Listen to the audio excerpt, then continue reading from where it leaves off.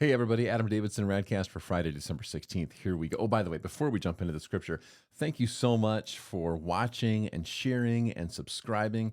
Thanks to everybody yesterday who shared their tree topper. Star seems to be the big winner. Only one friend mentioned a pink flamingo, but that's just super, super cool stuff. So thank you for tracking with me and making this part of your day. I'm going to do this every Monday through Friday. It'll be available to you by 6:30 a.m. Eastern Time. So please use it for your devotional time.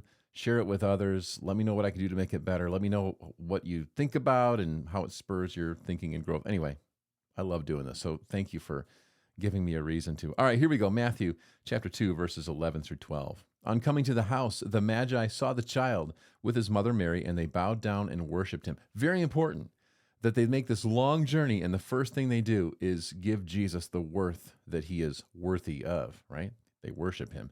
Then they present him with treasures. In fact, it says they opened their treasures. So they unwrapped the gifts and presented him with gifts of gold, frankincense, and myrrh. Now, how many wise men or magi were there? 3? Maybe, maybe not.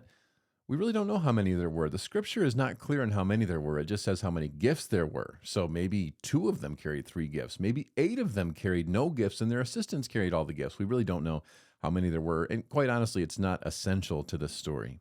So Jesus gets these gifts. The baby's like, what am I going to do with this? But the parents are like, this is useful. Besides the symbolism of it, they'll probably use the gold to escape to Egypt later on, because traveling cost money even back then. And then, having been warned in a dream not to go back to Herod, they returned to their country by another route. And that's the word of the Lord. You know, Christmas is a time for worship. We know this. You know, this has been conditioned into us. It's part of the deal. We worship at Christmas. We worship on Christmas Eve. We worship, with great irony and strange beauty.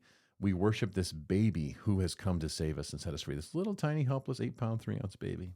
It's a beautiful thing, isn't it, right? So what does this have to do with us? What are we to do with this story? Well, 2 things.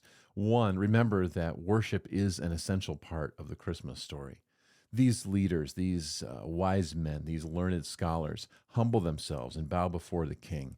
They bring something of personal expense, just as you and I are to do. It actually should cost us something to worship. It's not because Jesus needs our money or our time or our talent, but simply because he is worthy. And then these things that we give to Jesus are ultimately used to spread and build his kingdom, that he actually brings healing to the world through the resources that we provide in worship to him and in his name. And then lastly, Herod. Herod shows up again. Herod is always a threat in this story. He's the bad guy in the Christmas story. A pastor friend of mine pointed out something that really struck me a few days ago, and it's that everybody in the Christmas story, Mary, Joseph, the Magi, Herod, only one of them is not in a position of humility, and it's Herod. Herod's the only guy who doesn't bow before Jesus. Here's the problem. You and I are Herod in this story. We really see ourselves as king and Lord over our own lives, and we see Jesus as a resource and or a threat. He is neither of these. Well, he is a threat to our kingdoms, but we need that threat. We need to have our kingdom handed over to him. So I would encourage you to do this.